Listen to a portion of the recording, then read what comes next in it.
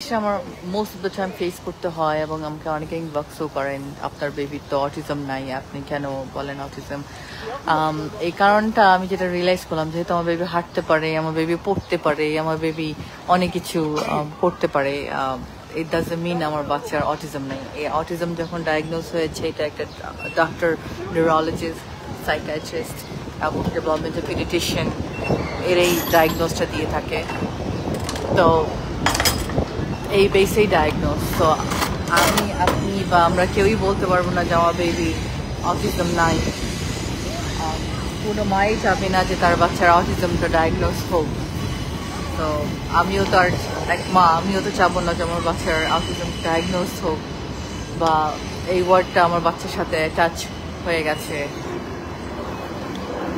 তো যেই কারণে আসলে এই কথাগুলি বলছি, যে ডেভেলপমেন্টাল পিডিয়াট্রিশিয়ানরা যখন ডায়াগনোজ করে অটিজম, ইটস টোটালি একটা পেপার ওয়ার্ক, একটা লিগাল পেপার ওয়ার্ক যেটা বানানো হয়, এটা আপনার বাচ্চার লাইফে সারা জীবন রয়ে যাবে। তো ওরা তো আর বেস অন এমনি ডায়াগনোজ দিয়ে দেবে না। আর অনেক প্যারেন্টস আমাকে বলে যে আমার বাচ্চা অটিজম ছিল, এখন ভালো হয়ে গেছে।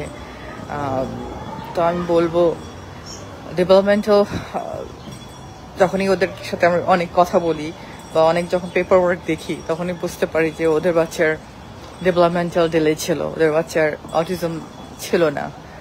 আর এই কারণে স্বাভাবিক, আপনার বাচ্চা যখন ডিলে মাইলস্টোন মিট করে না, আপনি যখন ওদেরকে সব সার্ভিসগুলি দিবেন, এক পর্যায়ে মাইলস্টোনগুলো মিট করে, অনেক কিছুই ডেভেলপমেন্ট হয়।